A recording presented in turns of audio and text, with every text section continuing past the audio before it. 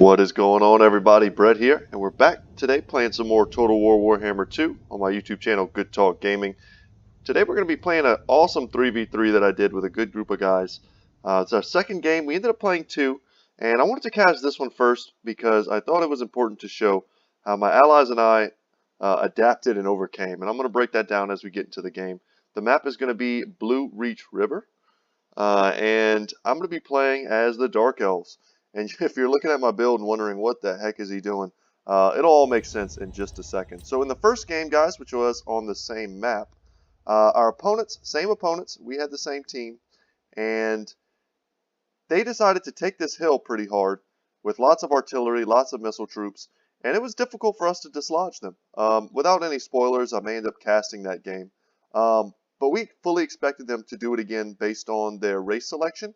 And the way it seemed like they were selecting races before the game started. So what my teammates and I ended up doing, and it was somewhat coordinated, somewhat not coordinated. I think we just kind of looked at each other's builds and realized what needed to be done. We went lots of cavalry, lots of vanguard deployment, and lots of heavy armor piercing. And, you know, I'm going to not spend a ton of time breaking down the different units, but it is important to know that we felt like our opponents were going to camp, and they were going to camp artillery. And they ended up doing it. The High Elf player here took tons of Lothar and Seaguard. Let's go ahead and pull up their unit card. These are the shielded variant.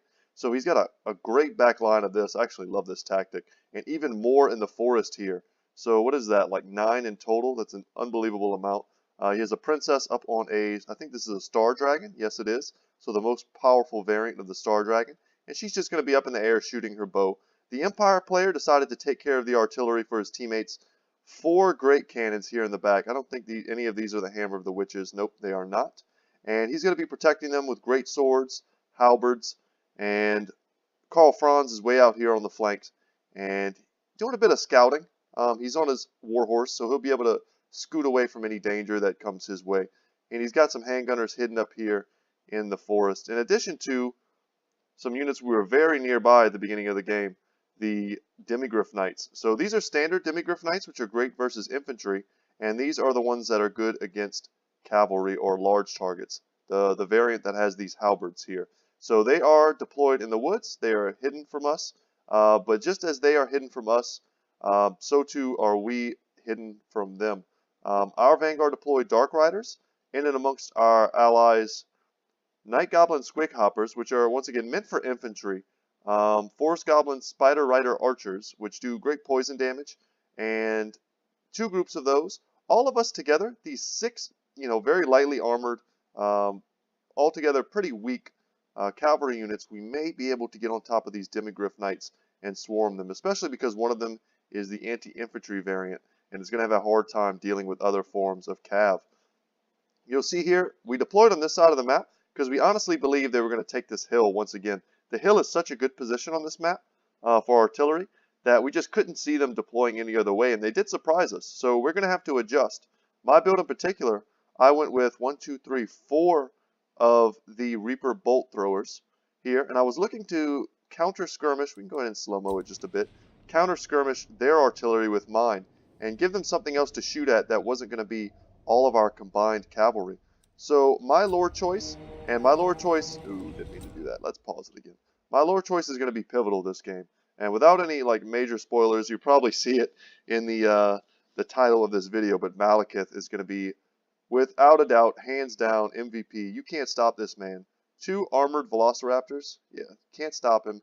He is going to use his ridiculous AoE spellcasting abilities, and just the power of him on a chariot in general. With all of these other Cold One chariots, which are just awesome units. Dudes on the back with crossbows, looking sweet. But he's going to use that to great effect this battle, and I'm going to rack up the kills. And managing to keep him alive is going to be crucial to our impending success here, we hope. And I also took 2 units of the Cold One Knights. They're great versus infantry. Actually, these are the anti-large variants, sorry. And I'm going to use them to try and help me fight out any type of cavalry that our opponents may have.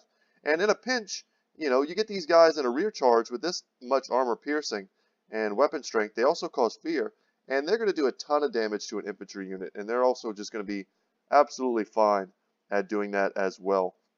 Our Bretonnian ally has some infantry here, the Beast Slayers of Bastion, the Regiment of Renown Anti-Large Foot Squires, some more Foot Squires, some more Foot Squires. Love these units. And the Holy Wardens of La Maison Tall. Great versus Skaven, of which there are several infantry units for them to fight on the battlefield. Very good against Tomb Kings as well with their flaming and magical damage. Just very few infantry units from our Gobbo player here. Night Goblin War Boss on a Squig with a Goblin Big Boss on a Spider. Nice little goon squad here. Very capable of taking out a stronger Lord with their poison. And pretty heavy armor piercing actually. Just one unit of goblins. Not sure what those guys are going to do, but even more Cav, guys. The name of the game here is Cav, and Orc Boar Boy Biggins. Good anti-large cavalry. I say good. They're good for the Greenskins. It's basically the best cavalry that they do have access to. Best anti-Cav, I should say, that are very reasonably costed. But compared to something like the Demigryph Knights with halberds, I would honestly be surprised. Wouldn't be surprised in unit testing if one Demigryph Knight with halberds could easily handle 2 of these guys and just knock them out. 3 might be stretching it, but 2 I would not doubt that. And then 2 units of Squig Herds to back them up. I love these dudes. I've used them in a recent build. I think I actually uploaded that video to the channel. And if you can get these in and amongst chaff infantry or just low armored units, they will just chew dudes up. And they'll rampage, and they'll be super strong and super sticky and very hard to get rid of. The Bretonnian player here, in addition to his great, front line of infantry that he does have, which will, by the way, take forever to march to the other side of the battlefield. Same with my Reaper Claw bolt throwers. I'm going to be marching them for a good half of the game. But when they get there, they will be impactful, I can promise you. 2 units of Grail Knights, the Companions of Quilneus. So these are the armor-piercing anti-infantry Regiment of Renown. These guys are absolutely sick. 20% physical resistance, 25% fire resistance. That's interesting. They are immune to psychology, and they do have the Blessing of the Lady, which is giving them, of course, that physical resistance. And then we also have the Knights of the Lion-Hearted. These are the Regiment of Renown, Knights of the Realm. They cause fear. They have an encouragement aura. So it's kind of like as if you have a Paladin or something standing amongst these guys, boosting their leadership. Pretty important. And then the Green Knight. So while I was playing the game, I didn't really get to watch and see whether or not the Green Knight was doing work. But I think he's received recent buffs. 75% physical resistance, guys. And that's, of course, because he has no armor and he is ethereal. He causes terror, which is going to be amazing versus the Skaven. Not so good against the High Elves. Those guys have great leadership. Even the Empire has decent leadership. But against the Skaven, he's going to be an absolute monster. He can Vanguard deploy, which may have been good, honestly, if he had done that. He is unbreakable. He has Blessing of the Lady to add to his ridiculous physical resistance. And Sacred Guardian. So as long as he's fighting in the woods, he's going to regen. And there are plenty of woods on this map. This is a great, great Green Knight map for him. And he also took the Dolorous Blade, which gives him huge armor-piercing melee attack and weapon damage. So look for big things coming from him. And if I was the Bretonnian player, I would definitely be looking to keep him up in this fight in this area and just never let him out of the forest. And in that way, he'll probably be able to stick around for quite some time. I already said that Karl Franz is here. I think he's on an armored. Yes, he's on a Barded War Steed. 120 armor for him. That's actually pretty great. Nice cheap option compared to putting him up on his Griffin. And the Skaven player here decided to take up a bit of a forward position. Kind of defensive here with some Skaven slaves. These guys are essentially free. If you want to get down here and look at them with their dog collars on, feel bad for those dudes. But they're there just to die. They're there to die and block up charges. Only one Warp Lightning Cannon here, and it's in kind of a bad position, to be honest. It's like behind a hill. I mean, this is not a good firing position. Would be better if maybe it was right here, kind of looking out over the battlefield. But he's got lots of things nearby to protect it. Storm Vermin with Halberds, a unit that I'm going to be looking to try and shut down quickly here, and we'll see if I can get everything that I want to get on camera today. Lots of Clan Rats. Good defensive units. All of this here is just layers. Layers and layers to buy time for his allies' great cannons to work, for the Lothern Sea Guard to do damage, for the dragon to do its thing. Lord Skrulk here with lots and lots of summons. The Liber Bubonicus for damage. Yeah, there you see. And it also has Pestilent Birth, summons Plague Monks, and he probably also has, there's Plague, Wither. So lots of spells here, Blessed with Filth. Lots of tools in Lord Skrulk's arsenal. And another common 1-2 punch, the same way that the greenskin player brought a Goblin Big Boss and his Goblin Lord. Bringing those two together is a nice combo. So is Lord Skroak plus an Assassin. The Assassin gives you lots of really powerful debuffs in the form of trophy heads and also rival high talisman. So really able to lower the melee attack and melee defense stats, in addition to boosting its own, making it slippery, making it very hard to hit. So, okay, I think that's just about everything. One last thing. Pretty pivotal in this battle. These are the Deathglow Bombardiers. These are the anti-infantry version. You could tell they're anti-infantry from a glance because they're the purple ones, right? So look out for the purple globes being thrown, and then the green ones, if you see those being thrown, those are for anti-large. So these guys don't have great range, but they do a ton of armor-piercing damage. They also do magic damage, which bypasses physical resistance. So if these guys are throwing at Bretonnian cavalry, who rely pretty heavily on their physical resistance, they're going to be able to do a lot of damage. And in the back here, gotta applaud the brave Skaven player for taking a Warp Fire Thrower into a battle like this. And he was able to make him work. I think he took the same Warp Fire Thrower in the last game that we played, and he made it work. So let's see if he's able to do that in this game as well. Oh yeah, and also out on the side, so man, the Skaven have so many units, it's kind of ridiculous. Out on the side here, we also have the Gutter Runners with Poison. A bit of a weird map drop off there, but these guys look like ninjas. I think they throw little ninja stars, but they have a snare net, so if anything gets close to them, they get slowed, and they also poison. So it's very difficult for anyone to hit them with cavalry, because they can also fire while moving. So they're slowing you two different ways while they run away. They have decent physical resistance, 20%, and yeah, I think they have Vanguard deployment and stalk, so they're probably hidden. They'll be hidden until you get right up on them. So, all right, guys, let's go ahead and we can slow-mo it here. Actually, let's get into it. Okay, at this point, very soon, I think Karl Franz is going to realize he doesn't want any of this. It usually takes a second in these huge battles for people to size things up, but me and the Orc player, the Greenskin player here, were on the same page. We're like, let's just get in there. My Dark Riders are pretty weak scout cav, essentially, and doesn't matter. We're going to tie them down. One of them is good versus large, the other is not. And I'm going to go up and around with my Dark Riders and get a nice rear charge on the Demigryph Knights and pin them down. And we're going to see how much damage we can do with the support of all of this ranged firepower from the Forest Goblin Spider Riders. Bretonnian player, is moving up through the forest. Very brave considering how many great cannons are there just to shoot at him. Good play here with the Night Goblin Squig Hoppers. Going to cycle charge into the Skaven Slaves, punting them far into the distance, and they're going to absolutely chew them up. Surprised they took some losses, but I think that was from the Demigryphs actually on the charge. And I'm going to stand here and tie them down for a little bit, and then I'm going to back out with my Dark Riders. I don't want to lose them. Big hits here coming in from that Warp Lightning Cannon, and they're going to circle it. They're going to try and protect it.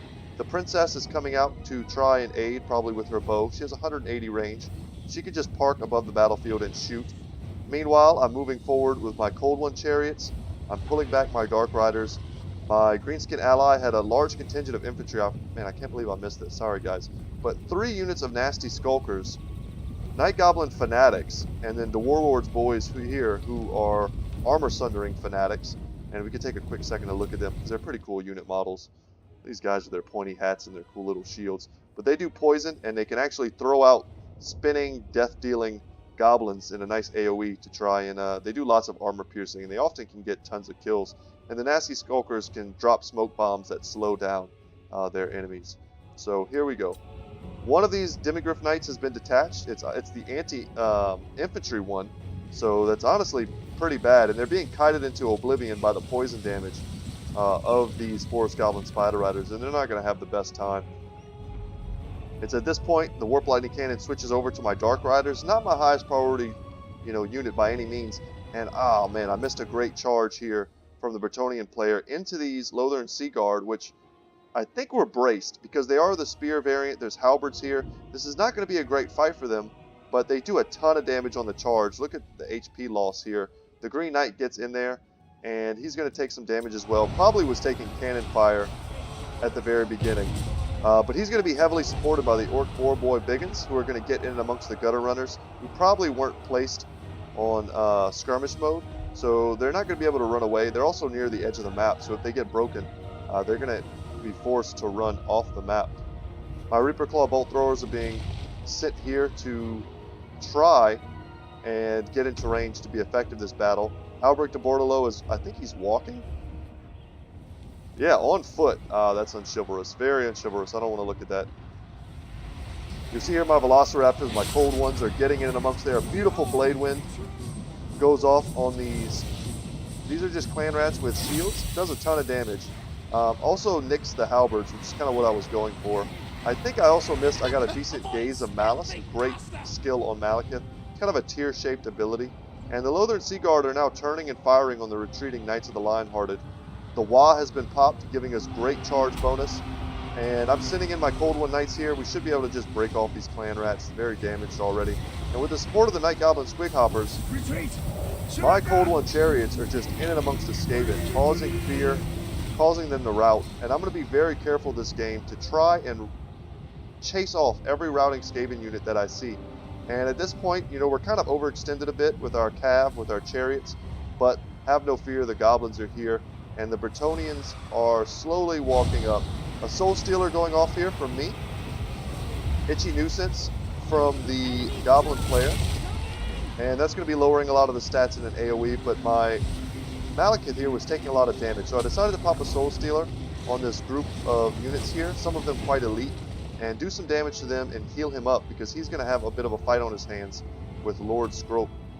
So good job by the Greenskin player and the Bretonnian player. They really broke up the Great Cannon fire and the Lothern Sea Guard fire, which made it very easy for us to come here and overwhelm the Skaven player. And like I said, we're going to use Dark Riders, very cheap units, to chase dudes off. Meanwhile, these Demigryph Knights are still being wrangled by Goblins and Forest Goblin Spider Riders, so a very good trade. The Night Goblin Shaman just going to be casting spells non-stop, buffing us, in spite of the bad moon going off for him. And here we got a huge pit fight. We can slow-mo this for a second. Storm Vermin with halberds, obviously not what we want to be fighting in melee.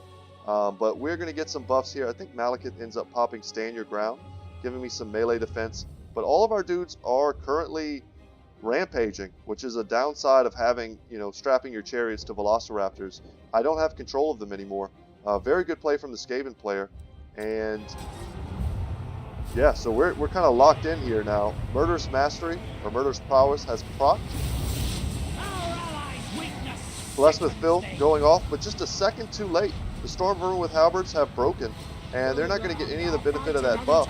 And we're going to detach some of our troops, if we can, to chase them down. The Goblins are overwhelming this position. The Bretonnian Cavalry are helping us shut down the Doom Wheel, which is on the field. I missed that as well. Take a look at this unit. But it's in and amongst units that are absolutely designed to kill it, and it's not going to have a good time. It really wants to find its home amongst infantry, and it's just not going to be able to do that. I want to try and keep a big view of the battlefield here. Malekith is taking a lot of damage from the Assassin and Lord Scrope, but able to break off the Assassin. Going to try and chase him down. This battle for me really came down to a great allocation of my resources to chase down routing opponents. In spite of the bad moon going off here, doing some damage to the Lothern Sea Guard, but this is the beauty right there. A huge blade wind from Malekith. Absolutely destroyed these clumped up Lothern Sea Guard, and they're just getting dumpstered. And if we take a look here at Malekith, check out what his kills are. He's almost up to 200 kills at this moment, and he's getting focus fired pretty hard. I need to get him away from all of these Lothern Sea Guard, who don't have great armor-piercing missile damage, but in great enough numbers as they're shooting, they're dropping his health pretty rapidly, and I don't have enough mana at this point to continuously use Soul Stealers, so I need to keep him alive. I really have to do what I can. Our Bretonnian player had an opportunity to bring us some healing magic and didn't. But his build was very focused, and I did like it. But being able to heal up Malekith would have been absolutely terrific. And now he's got a bit of a bastion here. He can go ahead and put halberds in front. His remaining infantry units he can throw in front. These great swords here have remained. One of them is actually still hidden. I'm going to be rerouting my Cold One Knights. Some of these you'll see they're temporarily sitting on the edge of the battlefield because they just routed something off. But I'm going to be bringing them back, getting them into the fights, microing my Cold One Knights to come and assist these Night Goblin Squig Hoppers. We got to get these handgunners off the battlefield, and then we can maybe turn around and engage on these great swords. More AoE spellcasting coming in from the greenskin player. Great job. And now finally my artillery is in range. They've taken a few shots here and there at different guys, but they're finally in range to do something very dirty, which is to use their anti-infantry spread fire on this huge group of Lothern Sea Guard. Goblin Big Boss here in and amongst the artillery, attempting to shut some of it down. Karl Franz needs to get in here and spank this guy. The fact that he's not is kind of strange. Let's go ahead and slow-mo. The Demigryph Knights went up and around and got into my artillery, which at the moment is really not a high priority target. I probably would have done the same thing because at this point they're firing with impunity. And he's going to manage to shut them down, but with some good micro, I'm going to be able to, you know, kind of 1, 2, 3, jump them back and forth, back onto their artillery pieces. While it's fighting one guy, the other 3 will be shooting at it. So the Green Knight here getting crushed. He's unbreakable. Honestly, just needs to put him in the forest and let him regen. Perhaps sit him right here, let him regen up. This other group of Demigryph Knights got shot to pieces by these Goblin Spider Riders here. One of my Cold One Chariots was also helping to chase down these Gutter Runners with poison, but they ran so far off the battlefield, I honestly lost track of them. And when they shattered, I should have brought them back instantly, but it took me a while to remember that they were there. I ended up doing it eventually. And here we have some big magic going down. What is this? Foe Seeker, Itchy Nuisance. Again, more great spell casting from our Greenskin ally. It's going to really debuff these guys, give them very weak melee attack and weapon damage. And they're going to have a hard time in melee with all of these Foot Squires who finally have found their home versus Halberds and Lothern Sea Guards. This is exactly the type of units they want to fight. Same with the Holy Wardens. Lothern Sea Guard really stand no chance. They're mediocre spearmen. And, you know, kind of mediocre archer units, but add that together and they're very versatile and very powerful. But these guys are meant to fight these type of units. And I'm going to catch another group of Lothern Sea Guard with another Blade Wind, and we can go ahead and check on Malekith. Where is that boy? He's over here. 329 kills, and my Cold One Knights are engaged versus Great Swords. Not a fight you get to see every day. And boom, into the rear comes Malekith. Absolutely crushing, and he's just going to get kills, huge kills with every single fight. Every single swing of his sword, he's going to chop off the heads of these Great Swords. Still using my guys to run dudes off the battlefield. Lord Scrope, we need to chase him off. These handgunners, we're chasing them off. Poison, Death Glow Bombardiers actually, still firing, trying to take up a better position. But Karl Franz doing an excellent job chasing down these 2 Gobos, and he could probably 2v1 them, honestly, especially at this, you know, the current HP pools that they're sitting at. The Bretonnian Cav is so torn up, and it's because they've been taking the brunt of all of this Great Cannon fire, and you see the Great Cannons have huge kills. This crew had 100 kills, they got knocked off, and they'll shortly be getting back on. The Companions of Chroneus, how many of these are left? 9 of them. Point blank shot, I think that killed his own dude. That dude's missing an arm. I don't know if he knows it yet, but he's dead. He's dead as hell. And we can watch them for a second. They're one of my favorite units on the Bretonnian roster, and you just never get to see them because they're so very expensive. Unfortunately for them, there's some Lothern Sea Guard mixed in and amongst these cannons, and they're not going to have a good time fighting the anti-large Lothern Sea Guard in melee. So the Star Dragon, honestly, has done great. 130 kills. But at this point, it's very unsupported. Wow, beautiful positioning here from the Skaven player. Deathblow Bombardiers are going to be firing right into all of this infantry. And this is the exact targets that they want to get. You see Malekith up to 403 kills. And he's just been cycling back and forth. I've been getting good rear charges. Really picking my engagements. And the Cold One Knights, we're going to get them on something, anything. The Lothern Sea Guard are not braced for this charge. So they're going to take a ton of damage on the charge from my units. Night Goblin War Boss is having a hard time. He looks like he wants to rout. Albrecht de Bordelot is in this battle here, trying to put up a fight against the Princess with the help of the Green Knight. Has Dolorous Blade and Rally Pop. And Dolorous Blade is going to give him huge damage. But the Star Dragon really just needs 1 attack on the Green Knight and perhaps 1 or 2 attacks on Albrecht to send them running. Yeah, there goes our Night Goblin War Boss. And honestly, the Star Dragon should have just came and dumped Malekith. but they were just a little too late for that.